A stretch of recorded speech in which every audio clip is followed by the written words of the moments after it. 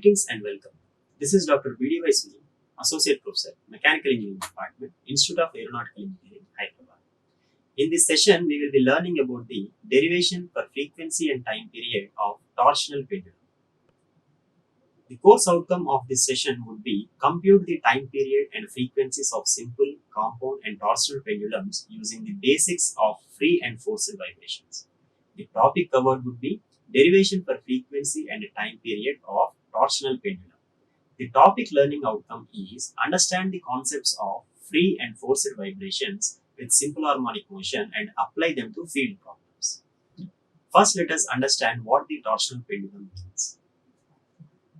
A torsional pendulum consists of a circular disc which is attached to one end of a shaft such that its axis passes through the center of the disc and is perpendicular to its plane as shown in figure.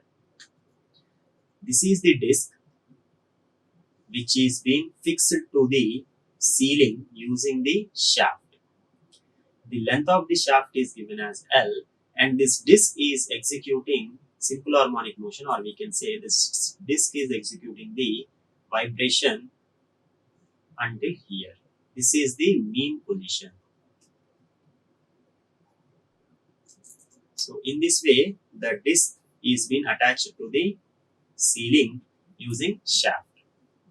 So the torsional pendulum consists of a circular disc which is attached to one end of a shaft such that its axis passes through the center of the disc and is perpendicular to its plane as shown in figure. The upper end of the shaft is rigidly held and the disc is turned about vertical axis by an external torque so that the shaft is twisted. So when the disc is being rotated or turned, then what happens? The shaft will be getting a twisting action. If the external torque is removed, then the disc will perform an oscillatory rotation about the axis and is called torsional vibration. So this is the free vibration which we have discussed in the introduction of the vibrations, where the disc will be getting or executing the torsional vibration. So from this, let us consider I as the moment of inertia of the disc and theta as the angle of twist measured from the equilibrium position. From Newton's first law or Newton's laws of rotation, we can write T is equal to I alpha. That can be taken as equation 1. Also, T is proportional to theta, where torque is proportional to angle of twist. That means as the angle of twist is increasing, the torque experienced by the shaft also increases.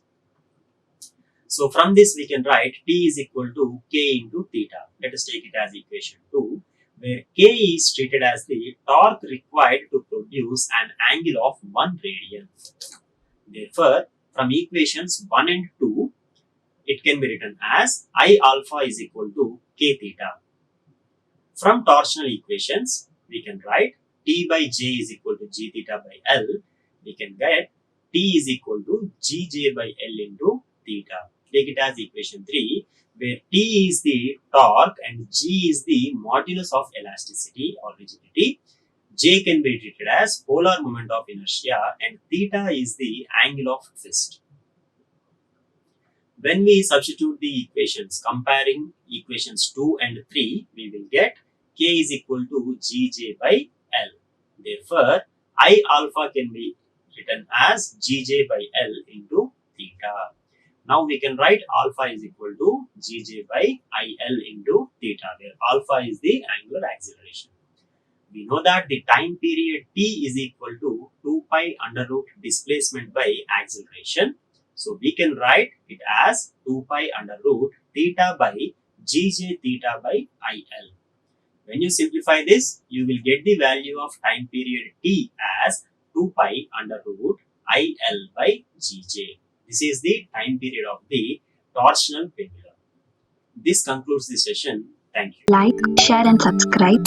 Hit the bell icon for more updates.